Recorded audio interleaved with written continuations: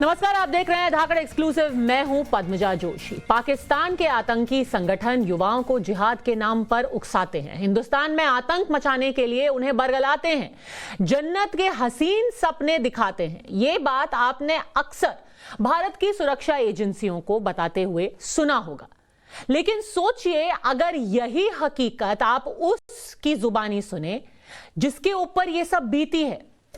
एक ऐसी महिला जिसका खुद का पति हिजबुल मुजाहिदीन का दहशतगर्द था, एक ऐसी औरत जो कि खुद पाकिस्तान के मुजफ्फराबाद में रहती थी, जिसने ये सपने देखे थे कि उसको पाकिस्तान में जन्नत नसीब होगी, एक ऐसी जिंदगी जो कि जन्नत की तरह होगी।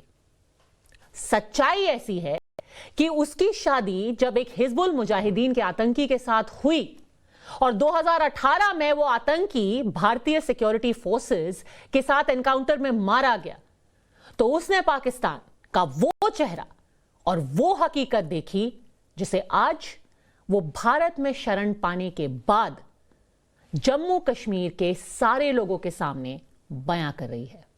सुनिए पाकिस्तान की सच्चाई रजिया बीबी की जुबानी।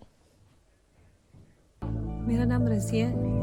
मैं यहीं हिंदुस्तान में पैदा हुई थी। 4 साल की थी जब पापा के साथ गई थी, फिर वहाँ पे शादी होगी मेरी। मेरा निकाह सन 2009 में हुआ था, मतलब घर में ही हुआ था। मेरे भाई के दोस्त थे जिनसे मेरा निकाह हुआ था, तो ये मुजाहिदों के साथ ताल्लुक था इनका। क्या निकाह था? आपको पता था कि आपके शौहर मिलिटेंट के हिस्से हैं? जी जी बिल्कुल था। कितने बच्चे हैं? मेरे 3 बच्चे हैं। आपके जो शौहर थे वो कौन से तंजीम में? हिजबुल मुजाहिदीन। हिजबुल जी, अच्छे थे बहुत, और बताइए। बहुत अच्छे थे, बहुत ज़्यादा ख्याल रखते थे मेरा, बहुत ज़्यादा। लेकिन आगे नसीब ही फिर ऐसे थे। दिन को अगर कहीं जाते थे, दूर का सफ़र भी करते थे, तो रात को वो घर ज़रूर लौटते थे। 12 बज जाए, 1, 2, लेकिन घर वो रात को ज़रूर लौटते थे, कभी बाहर नहीं रहते थे। बच्चों से भी बहुत ज़्यादा करते थे, बेटियों से तो बहुत ही ज़्यादा प्यार करते थे। 4 साल की उम्र में रजिया को मुजफ्फराबाद ले जाया गया। उनकी शादी 2008 में हिजबुल के आतंकी के साथ हुई। 10 साल के बाद वो आतंकी बांदीपुरा में कश्मीर में एक एनकाउंटर में मारा गया। हिजबुल मुजाहिदीन के आकाओं ने उसके साथ बड़े बड़े वादे किए थे। रजिया को यह बताया था कि उसके परिवार का, उनके बच्चों का हमेशा ख्याल रखा जाएगा। पर जैसे ही उसके आतंकी पति की मौत हुई एनकाउंटर में, सुनिए कि उन्हीं पाकिस्तानी आकाओं ने रजिया का क्या हश्र किया।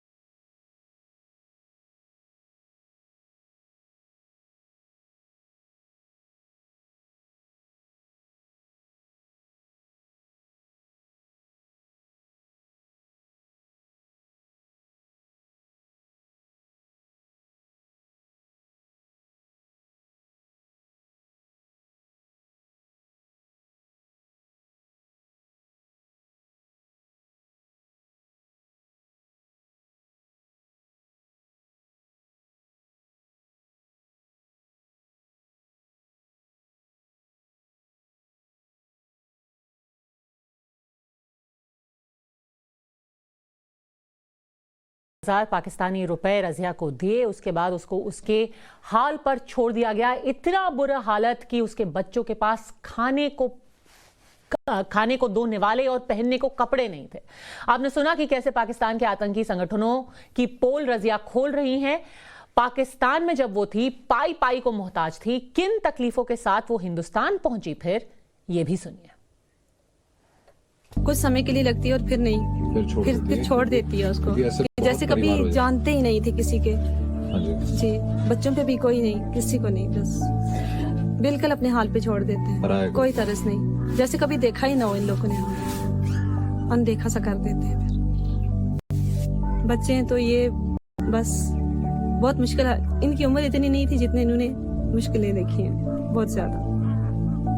तो आपने ये कदम कब उठाया कि आप वहाँ से वो छोड़? जैसे ही उन लोगों ने पैसे बंद किए तो उसके 1-2 महीने के बाद मैंने ये कदम उठाया कि मैंने जाना है। तो फिर रिश्तेदारों ने हेल्प की, कुछ भाइयों ने मांगा, कुछ इधर उधर से हेल्प करके हमने पासपोर्ट वगैरह बनवाए। तो फिर मैं बच्चों को लेके आ गई इधर। कहाँ से आए? हम लोग नेपाल वाली साइड से आए। नेपाल वाली जी। साइड से। फ्लाइट मैंने ली थी इधर से न्यू इस्लामाबाद से कतर, तो कतर से आगे खटमंडू, खटमंडू से आगे हम आए दिल्ली, दिल्ली से जम्मू, जम्मू से श्रीनगर, और श्रीनगर आके मैंने पापा को कॉल की। रज़िया के पति को हिजबुल ने हिंदुस्तान में दहशत मचाने के लिए भेजा था। पति नहीं रहा, लेकिन आज रज़िया हिंदुस्तान में है। खुद उन्हीं की जुबानी सुनिए कि एक पाकिस्तानी आतंकी के साथ हिंदुस्तान में, एक पाकिस्तानी आतंकी के परिवार के साथ हिंदुस्तान में कैसा बर्ताव हुआ। 4 दिन में वहां रही हूँ, उसके बाद जमानत हुई है तो फिर जा रही हूँ। वहां रही हूँ, वहाँ बच्चों का बहुत ख्याल रखा है मेरा। 4 दिन बच्चों का बहुत ज्यादा ख्याल रखा है। बच्चों के साथ उठना बैठना ऐसे था जैसे हम फैमिली में रह रहे हैं। ऐसे लग ही नहीं रहा था कि हम घर से अलग रह रहे हैं। बच्चों को बाहर से चीजें ला के देनी, बच्चों का ख्याल रखना, बातें करना बच्चों के साथ।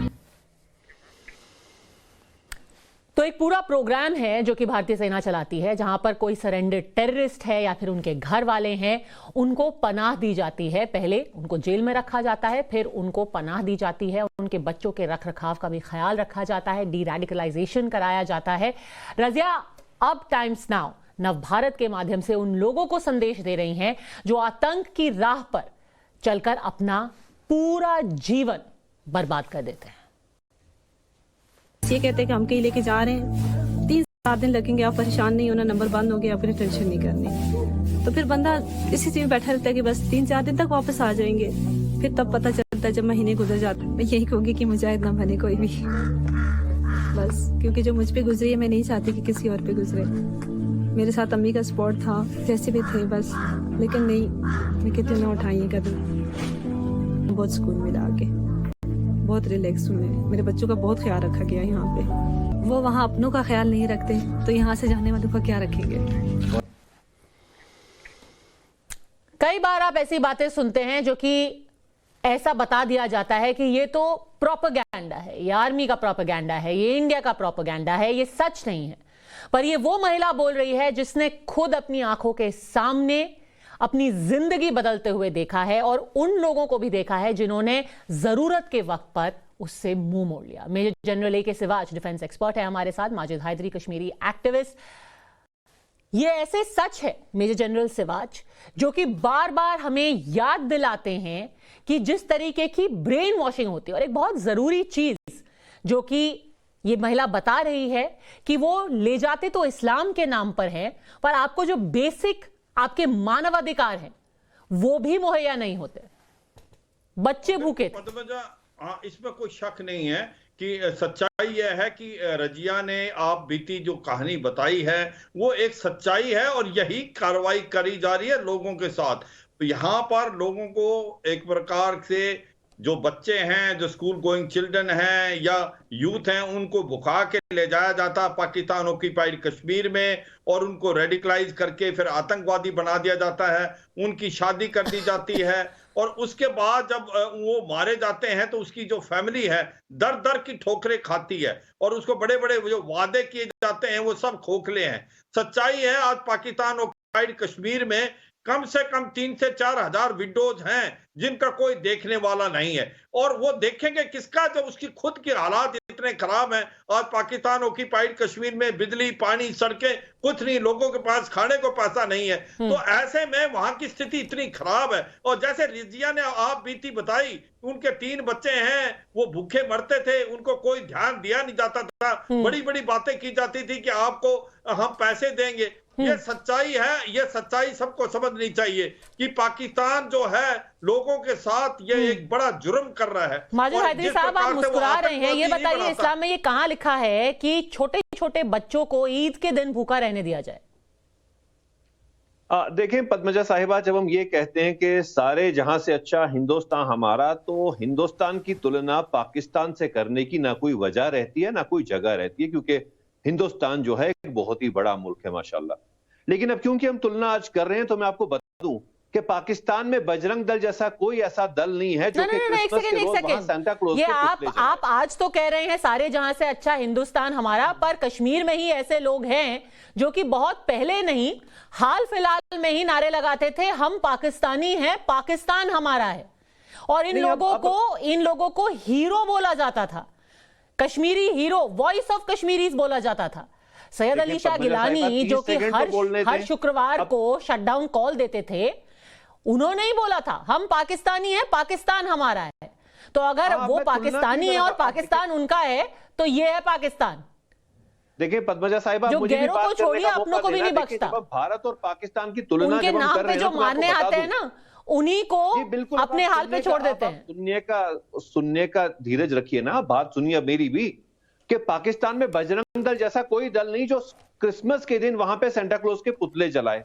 पाकिस्तान में कोई आपको याद नहीं होगा, पर 2 महीने पहले वहां पर डेसिक्रेशन के नाम पे एक श्रीलंकन बिजनेसमैन को सड़क के ऊपर पीट कर मार दिया गया। आप जैसे लोग हैं ना माजिद हैदरी, आप जैसे लोग जो हैं, आप ये प्रोपेगेंडा फैलाने में जल्दी करेंगे, कहेंगे ओ बजरंग दल या कोई एरा गैरा नथु खेरा ने आकर के एक चर्च पर तथाकथित हमला किया। ये नहीं बताएंगे किसी को कि उसी पाकिस्तान में 1000 लोगों की भीड़ ने सरेआम एक श्रीलंकन आदमी को पीट के मार दिया, सिर्फ इसलिए क्योंकि उसके ऊपर इल्जाम था कि उसने इस्लाम की तौहीन की है। इल्जाम के बिना पे लिंचिंग हुई, ये वही पाकिस्तान है, पाकिस्तान को शर्मिंदा ये होना वही चाहिए। पाकिस्तान है जहां पंजाब के गवर्नर को उसके खुद पीएसओ ने शूट किया और अदालत के अंदर भाई साहब वहां पे जो वकील हैं उन्होंने फूल बरसाए उस आदमी के ऊपर। तो कृपया भारत की तुलना और एक बजरंग दल का नाम लेकर के पाकिस्तान की पैरवी ना करें, ठीक है? पाकिस्तान की हकीकत आप चाहे जितना छुपाना चाहें वो जग जाहिर होती रहेगी। बदतर जेल में रहने वालों से बदतर हाल हो रहा है माइनॉरिटीज का इस हाल इस देश में 7 वर्षों से। माजिद हैदरी, आपको बजरंग दल याद है? आपको वो आदमी याद है जिसको श्रीलंका से जो बिजनेस करने आया था और पाकिस्तान में उसको सड़क पर पीट के मार दिया गया? याद है? नहीं याद है? हमारे देश में कितने मुसलमान मारे गए? पहलू खान बताऊं, मोहम्मद इखलाक बताऊं, तबरेज अंसारी बताऊं, कितने नाम बताऊं? ये बहुत ही निहायती बेवकूफाना किस्म का कंपैरिजन आप कर रहे हैं दोनों देशों के बीच में। ना कभी कोई तुलना हो सकती है। अरे आप इस महिला को तो बता दीजिए, इसका जो पति है ये तो इस्लाम के नाम पे ही लड़ने आया है ना कश्मीर के अंदर, तो कम से कम इसके बच्चों को 2 वक्त की रोटी खिला देते। इसके पति को आतंकवादी बनवाया तो इसके बच्चों को ही पाल लेते, स्कूल ही भिजवा देते, कपड़े ही दे देते। 20,000 रुपए में चलता कर दिया। 20,000 रुपए एक आदमी की जान के। यहाँ पे अनाथ बच्ची प्रियंका गांधी को घर से कैसे निकाला इस सरकार ने? क्या बताऊं मैं इस महिला को कि रिया चक्रवर्ती के साथ भाजपा की सरकार ने क्या किया? अब आप इस तरीके की बहस करेंगे तब तो एक संजीदा बहस है ये संजीदा बहस है। ऐसी बातें मत कीजिए, लोग हंसेंगे कि किस लेवल पर जा रहे हैं। एक शहीद की बेटी को बेघर किया भाजपा की सरकार ने। चलिए छोड़िए, आपको कोई फायदा नहीं है ना, कोई फायदा नहीं है। जनरल सिवाच पर ये जो बार बार जो ऐसी आवाजें सामने आती हैं, इनका एक मकसद है कि लोगों को बताया जाए, खासतौर पर जो कश्मीर में, जम्मू कश्मीर में लोग हैं, उनको ये याद दिलाया जाए कि पाकिस्तान की कथनी और करनी में जमीन आसमान का फर्क है। वो किसी के सगे नहीं है। अगर एक आतंकवादी के परिवार का ये हश्र हो रहा है तो बाकियों का तो अल्लाह ही मालिक है। पर क्या ये मैसेज लोग समझ पा रहे हैं जनरल सिवाच? बिल्कुल, ये पद्मजा बिल्कुल समझ रहे हैं। लोगों को साफ दिख रहा है पाकिस्तान का ये फॉल्स प्रोपेगेंडा और रजिया की जो आप बीती एक से नहीं बहुत लोगों से है। और सच्चाई है कि ये बदला हुआ भारत है। अभी जब आर्टिकल 370 और 35A को एब्रोगेट करने के बाद जो खुशहाली जम्मू एंड कश्मीर में आ रही है, जहां डेवलपमेंट हो रहा है, वहां पर अभी इलेक्शन हो जाएंगे, डिलिमिटेशन के बाद स्टेटहुड मिलेगा। और अगर हमारे कुछ लोग बाई चांस वो रेडिकलाइज होके मिसगाइडेड हुए हैं तो भारत की जो सिक्योरिटी फोर्सेज उनको मौका देती है। और मुझे लगता है आने वाले समय में बहुत लोग पाकिस्तान ऑक्यूपाइड कश्मीर से आएंगे। मैंने देखो वहीं पर ब्रिगेड कमांड की, मुझे मालूम है जब लोग वहां से आते थे तो वहां से खाली आते थे और जब जाते थे तो यहां से बहुत सामान लेके जाते थे और वो तुलना करते थे कि हम बहुत पीछे रह गए हैं, ना बिजली ना पानी ना सड़कें हैं और भारत के अंदर एक खुशहाली का माहौल। यह सच्चाई है जो रजिया ने बताई है,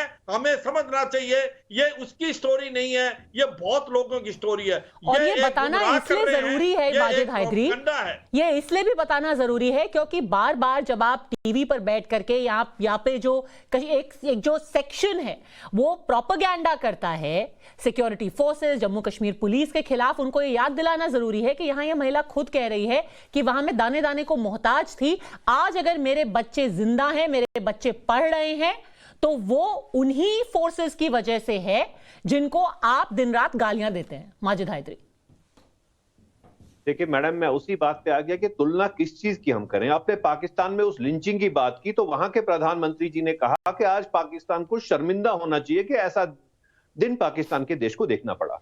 लेकिन पिछले 7 वर्षों में कितने यहाँ पे माइनॉरिटीज जिंदा हो गया, हमारी सरकार जिंदा हो गया। आप कूद के बजरंग दल तो आपने याद दिला दिया, मुमताज कादरी भूल गए? वो बॉडीगार्ड जिसने खुद पंजाब के गवर्नर को गोली मारी ब्लास्फेमी के चलते, और फिर वहीं हाई कोर्ट में वकीलों ने उसके ऊपर फूल बरसाए। साहब, बजरंग दल आपको हमेशा याद रहेगा, पर मुमताज कादरी का नाम आपको बिल्कुल याद नहीं रहेगा। कांग्रेस भी याद पड़ती है कि श्रीमती इंदिरा गांधी जी की हत्या किन्होंने की, और बाद में इसी प्रियंका गांधी पे चले गए थे, अब इंदिरा गांधी पे आ गए। आपको जब भी मैं मुमताज कादरी या कुछ और ऐसा याद दिलाती हूं, आपको अचानक से इंदिरा गांधी, प्रियंका गांधी क्यों याद आ जाती हैं? ये जवाब तो दे दीजिए। आप दिन रात जिस इंडियन आर्मी को, जिस सीआरपीएफ को, जिस जम्मू कश्मीर पुलिस को गालियां देते हैं, आज एक आतंकवादी का परिवार कह रहा है कि अगर आज हम जिंदा हैं तो वो इनकी वजह से है। पर आपको तो हमेशा जुल्म दिखते हैं ना, हर चीज जुल्म दिखती है, हर एनकाउंटर फेक दिखता है। तो बताइए कि जो फेक एनकाउंटर करने वाली फोर्सेस हैं वो एक आतंकवादी के परिवार का ख्याल क्यों रख रहे हैं? देखिए मैडम, सबसे पहले मैं इंडियन आर्मी का आदर करता हूं, एज एन इंस्टीट्यूशन उनका आदर करता हूं। लेकिन यहां पे जो इस महिला की बात है ना, मैंने कहा ना, इसे कुछ दिन इस देश में रहने दीजिए इस महिला को। या तो फिर एक बात है कि आप लोग पाकिस्तानियों का आदर करते हैं, वो अदनान समी जी आगे, उन्हें तो आपने दोस्त, आपको तो पूरी, आपको तो कहानी नहीं पता नहीं क्या ही बोले जा रहे हैं आप। ये महिला फर्स्ट ऑफ ऑल भारतीय हैं, ये पैदा हुई हैं यहाँ बांदीपुरा में, 3 साल की उम्र में इनको ले जाया गया मुजफ्फराबाद, फिर शादी कर दी गई। तो हाँ, हमारे इंडियन सिटीजन हैं, और चाहे वो जितने गुमराह हैं फिर भी उनका ख्याल रखा जाता है। ये बोलने में इतना दर्द क्यों होता है आपको? एक पाकिस्तान है जो कि लोगों को मौत के मुंह में धकेलता है, एक इंडिया है जिनको आप दिन रात गालियां देते हैं, जो अपने लोगों को, अपने नागरिकों को, भले से ही वो कितने ही भटके हुए हों, फिर भी रिहैबिलिटेट करता है। साहब, ये तो मान लीजिए। ना पाकिस्तान में सीएए है, ना आरएसएस है, ना एनआरसी है। पाकिस्तान में ऐसी कोई भी चीज नहीं है। आज सेकुलर भारत को सीख लेनी पड़ रही है एक इस्लामिक रिपब्लिक ऑफ पाकिस्तान से। ऐसा इस देश का, तो भारत को तो नहीं सीख लेनी पड़ रही है, शायद आप ही को लेनी पड़ रही है। आपके लिए चलिए हमेशा मुजफ्फराबाद ही जन्नत रहेगा। आप, इनकी जो जगह खाली हुई है, आप जाकर के मुजफ्फराबाद में एक घूम करके आ जाइए, शायद आपको भी वहां जन्नत का एहसास हो ही जाएगा। पर यह सच बात भी है जनरल सिवाज की, चाहे एक जो आइडियोलॉजी होती है और एक जो माइंडसेट होता है, आप चाहे जितना भी बोल लें, चाहे जितनी ऐसी कहानियां सामने आ जाए, ये एक रैडिकल माइंडसेट रहेगा। इसको एड्रेस कैसे किया जाए? आप 1000 बार कह लें कि हम डी रेडिकलाइजेशन करा रहे हैं, डी एडिक्शन करा रहे हैं, इनकी बात सुनिए, फलां की बात सुनिए, पर अगर कोई आइडियोलॉजिकली ड्रिवन है, उसको कैसे सही रास्ते पे लाएंगे? देखो पद्मजा, ये एक लॉन्ग प्रोसेस है और मुझे लगता है समय आ गया और उस पर कार्रवाई हो रही है। हम मालूम है कि कुछ एक यूथ जो मिसगाइडेड हो गए हैं, उनको जब वापस आ रहे हैं मेन स्ट्रीम में, उनको डी रेडिकलाइजेशन भी किया जा रहा है और उसको एक वोकेशनल ट्रेनिंग भी दी जा रही है। सो दैट वो आके दोबारा अपनी लाइफ स्टार्ट कर पाए। और क्योंकि हमारे लोग हैं, हमारे लोग अगर भटके हुए हैं, हम उनको मेन स्ट्रीम में लाना चाहते हैं, और ये सच्चाई है, ये हो रहा है। और जो आज माजम हाजरी बोल रहे थे, पाकिस्तान क्या, पाकिस्तान में लश्कर तौबा, जैसे मोहम्मद, हिजबुल मुजाहिदीन जैसे आतंकवादी हैं, और पाकिस्तान को ग्रे लिस्ट पे किया हुआ फाइनेंशियल एक्शन टास्क फोर्स ने, भारत ने नहीं किया हुआ। इसके लिए मनी लॉन्ड्रिंग और टेररिस्ट फंडिंग के लिए। तो ये आप समझने की कोशिश करो, तुलना तो सच्चाई है भारत और पाकिस्तान की कभी नहीं हो सकती। भारत एक सेकुलर देश है और पाकिस्तान एक आतंकवाद देश है। वो आतंकवाद को भेजता है, यही उसका काम है। और भारत जो है अपनी जो गुमराह है लोग, उनको एक प्रकार से दोबारा रास्ता दिखा रहा है, उनको डेवलप कर रहा है। आज देखो कितने, आप मैं ये बताना चाहूंगा पद्मजा, आज कश्मीर घाटी एक डेवलपमेंट के दौर पे जा रहा है। जिस प्रकार से वहां पर 12,000 करोड़ की इन्वेस्टमेंट आ रही है, वहां पर खुशहाली आ रही है, वहां पर आपने बहुत जरूरी बात बोली है जनरल सिवाच, और ये सोचने वाली बात है कि जब डेवलपमेंट या इन्वेस्टमेंट आ रहा है जम्मू कश्मीर में, तो भी कुछ तथाकथित राजनीतिक दल हैं जो उसको अपोज कर रहे हैं, ये कह के कि हरे कश्मीर को बेचा जा रहा है, इंडिया कब्जा कर रही है कश्मीर के ऊपर। तो जम्मू कश्मीर के लोगों को यह भी सोचना जरूरी है कि किसके हित में वो आवाज उठा रहे हैं। जैसे कि माजिद हैदरी कह के गए हैं, आपको तो पता ही होगा, सबको मालूम है जन्नत की हकीकत, लेकिन दिल को खुश रखने के लिए गालिब ए ख्याल अच्छा है। शायद यही रजिया ने भी सोचा होगा। आज एक बार फिर से आपको सुनाती हूं मैं कि आज जो हकीकत उनके सामने खड़ी है उसको वो कैसे बयां कर रही है। सुनिए।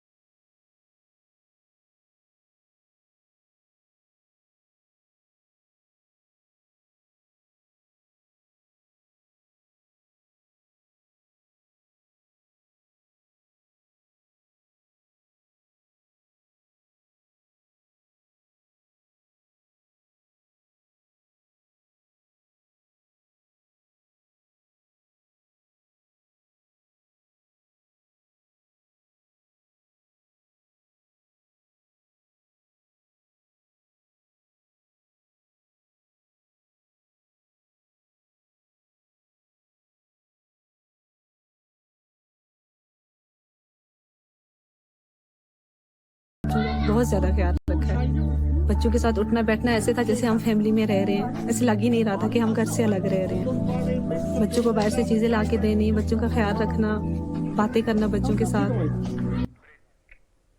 रज़िया बीवी से ज्यादा जरूरी है कि कम से कम उनके बच्चों को अब इंडिया आकर के, भारत में आकर के जो खाना, जो स्कूलिंग मिलनी चाहिए, मिल रही है और मिलती रहेगी। आपको जो जगह जन्नत लगती है, माजिद हैदरी, आपको मुबारक। जनरल सिवाच, माजिद हैदरी, हमसे जुड़ने के लिए आपका बहुत बहुत धन्यवाद। वक्त एक ब्रेक का। आपको हमने पहले दिखाया कि कैसे पाकिस्तान लोगों को बरगला करके उन्हें आतंकवादी बनाता है, और अब हम आपको कैसे आपको बताते हैं कि उन आतंकवादियों का जब वो जम्मू कश्मीर में आते हैं तो उनका क्या हश्र होता है। घाटी में आतंकियों का सफाया जारी है। सेना और पुलिस ने मिलकर दक्षिण कश्मीर में पिछले 24 घंटे में 2 अलग अलग एनकाउंटर में 6 आतंकियों को ढेर किया। उनमें से 2 पाकिस्तानी नागरिक थे। ये है दोनों एनकाउंटर कैसे किए गए और उनका क्या नतीजा हुआ, उसकी इनसाइड एक्सक्लूसिव रिपोर्ट।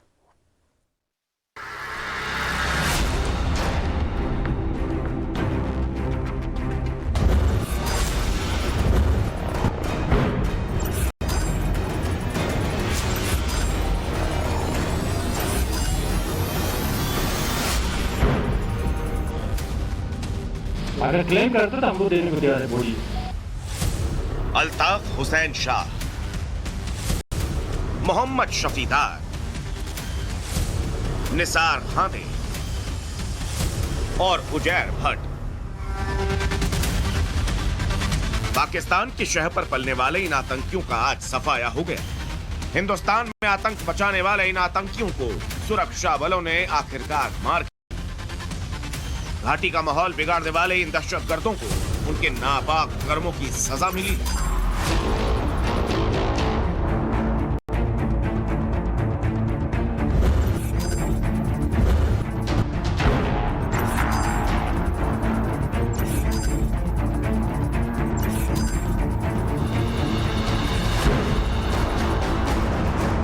सुरक्षा बलों का कहना है कि घाटी में पहली बार मिलिटेंट एक्टिव जो हैं उनकी तादाद 200 से नीचे जा चुकी है।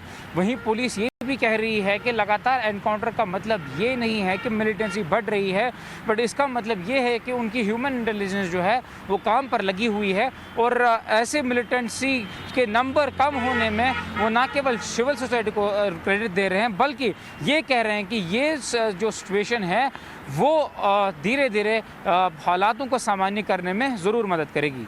दक्षिण कश्मीर में 2 अलग अलग एनकाउंटर में सुरक्षा बलों को बड़ी कामयाबी मिली। जैश के पाकिस्तानी आतंकी समेत 6 आतंकवादियों को जवानों ने मार गिराया। जैश आतंकियों के पास से हथियारों का जखीरा भी बरामद हुआ, जिनमें 2 AK-47 राइफल, AK-47 की 4 मैगजीन और M4 राइफल की 5 मैगजीन मिली है। एक अमेरिकी M4 राइफल और 4 ग्रेनेड भी बरामद हुए हैं। इनमें से 3 आतंकी मीरहामा एनकाउंटर और 3 अनंतनाग में ढेर हुआ है। मुठभेड़ में मारे गए 6 में से 4 आतंकियों की पहचान हो गई है, जिनमें 2 आतंकी पाकिस्तानी थे और 2 स्थानीय आतंकी। आतंकियों की मौजूदगी के बारे में सुरक्षा बलों को खुफिया जानकारी मिली है।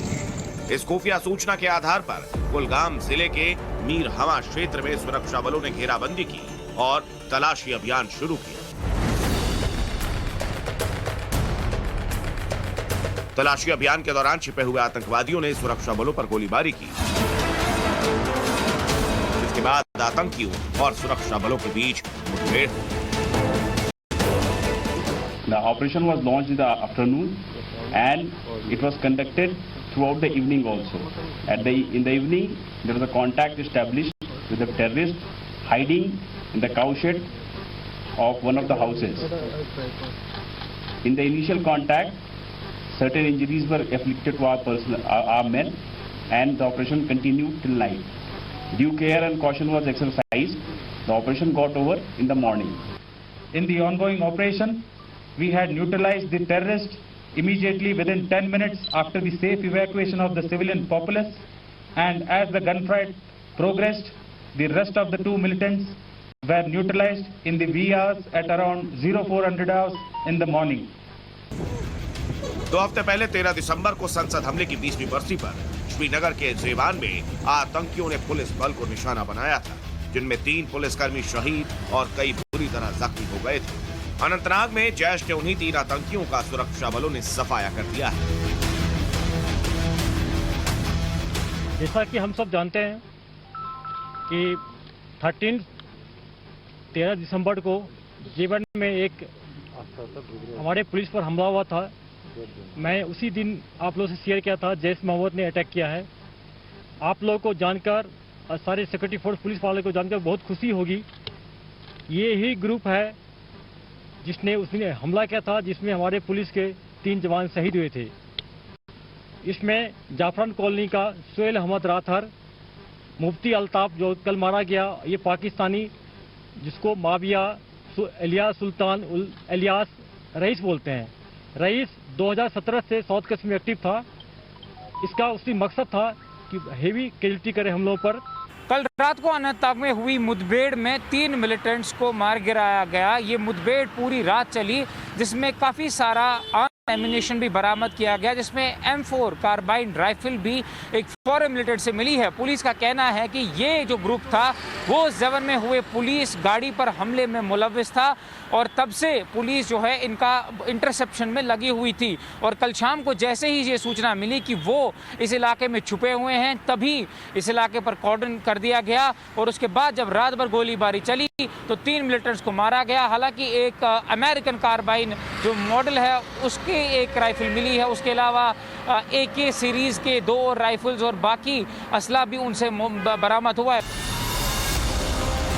जम्मू कश्मीर के उपराज्यपाल पहले ये ऐलान कर चुके हैं कि 2023 के अंत तक घाटी को आतंक मुक्त बनाना है। ऐसे में अगर ये आतंकी सरेंडर कर दे तो ही बेहतर होगा, वरना सुरक्षा बलों का मिशन तो पूरी तरह से क्लियर है, आतंक मुक्त जम्मू कश्मीर। 2 मुठभेड़ों में 6 मिलिटेंट मारे गए जो कि जैश ए मोहम्मद आउटफिट से थे, और जिसमें पुलिस ने ये कहा है कि जेवन में जो बस हमला हुआ था उसमें उनकी जो है इन्वॉल्वमेंट थी। और क्योंकि वहाँ से काफ़ी मिकदार में आर्म्स एंड एमिनेशन जो रिकवर किया गया, उसके बाद पूरे इलाके में सर्च ऑपरेशन किया गया। लेकिन पहली बार जम्मू कश्मीर पुलिस ये कह रही है कि जो नंबर्स हैं वो घटते दिखाई दे रहे हैं, जो रिक्रूटमेंट है उसमें, और LOC पर इन्फिल्ट्रेशन जो है वो कम हो रही है। कैमरा पर्सन महराज मीर के साथ Shanwani, times of Bharat. Dhaakad exclusive में आज के लिए बस इतना ही, पर याद रखिए कि ये वो शो है जो खबर कहीं नहीं आपको मिलेगी यहीं। आगे सवाल पब्लिक का।